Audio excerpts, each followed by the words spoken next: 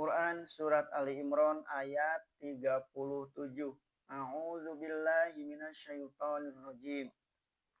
Fataqabbalaha rabbuha biqabulin hasani wa ambataha nabatan hasana wa kafalaha Zakaria.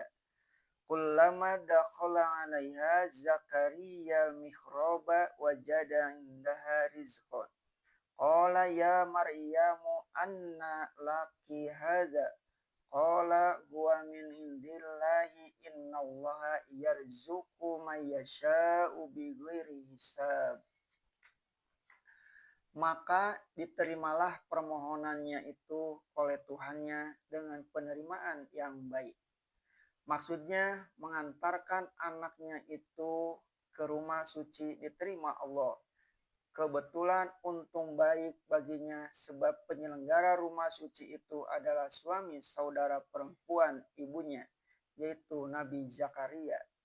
Maka tersebutlah di dalam wahyu kepada Nabi kita bahwasanya berundi-undianlah di antara khodam-khodam Allah itu. Siapa yang akan menjadi pengasuh Maryam itu? Atau lihat nanti ayat 44. Sebab masing-masing orang saleh itu ingin, biarlah dia yang mengasuh anak itu. Untung baik jatuh undian kepada Zakaria. Dia pertumbuhkan dia dengan pertumbuhan yang baik. Artinya tumbuhlah badannya, bertambah besarlah dia, dan mengasuh akan dia Zakaria. Tuhan menyebutkan pengasuhan Zakaria bagi menambah penjelasan bagaimana terjaminnya keselamatan dan pertumbuhan anak itu, rohani dan jasmani. Pertama, sebab Zakaria bukan orang lain bagi dia, malahan bapaknya juga, dan Zakaria itu pun seorang Rasul Allah yang amat soleh, sehingga kesolehannya itu berpengaruh juga kepada pertumbuhan diri anak itu. Dua kata penting terdapat untuk kita jadikan dasar dalam pendidikan kanak-kanak di dalam ayat ini. Pertama ialah dari keturunan ayah bundanya yang soleh, sehingga badannya bertambah besar dalam darah keturunan yang baik. Kedua, perhatian kepada siapa yang mengasuh dan mendidik, sehingga walaupun si anak lepas dari tangan kedua orang tuanya, sebab guru yang menyambutnya pun orang baik, maka pertumbuhan jiwa anak itu pun di dalam keadaan baik pula. Lantaran itu, meskipun orang dan keturunan baik-baik, kalau guru yang mendidik kurang baik, pertumbuhan anak itu pun kurang wajar, meskipun dasar ada. Atau meskipun mendapat guru yang baik, kalau kedua orang tua tidak menjadi dasar tumbuh jiwa kesolehan, maka agama anak itu hanyalah sehingga otaknya saja, belum tentu tumbuh dari jiwanya. Sebab itu syarat utama ialah orang tua yang baik dan pendidik yang baik pula. Maka bertambah besarlah Maryam dalam asuhan Zakaria, dan ditempatkannya anak gadis kecil itu dalam tempatnya sendiri di mihrab, yaitu ruang yang khas tempat beribadah menurut agama Nabi Musa. Tiap-tiap masuk Zakaria ke tempatnya di mihrab, didapatinya ada makanan di sisinya.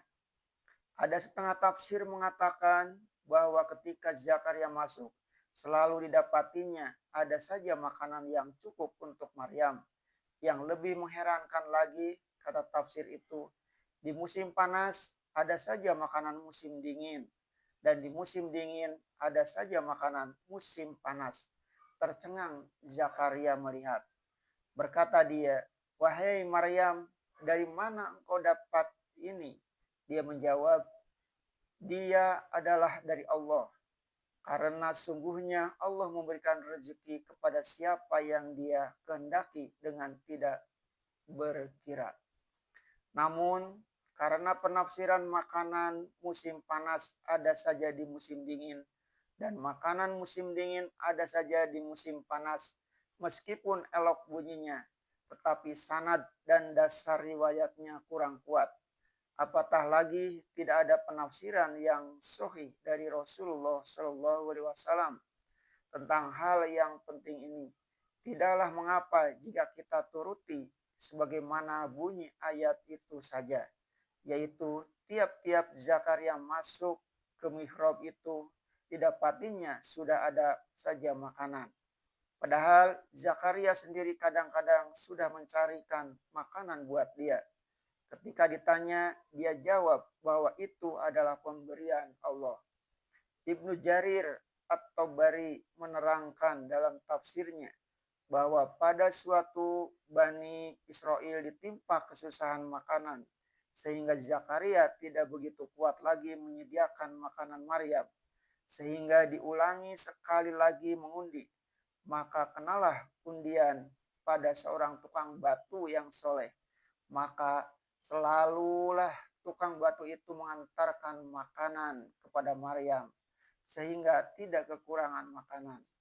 Dapat jugalah kita merasakan bahwa tentu saja banyak orang yang kasih kepada gadis kecil itu, sehingga dari mana-mana datang saja orang mengantarkan makanan buat dia. Sebab didengar bahwa dia telah membayar nazar ibunya menghidmati rumah suci.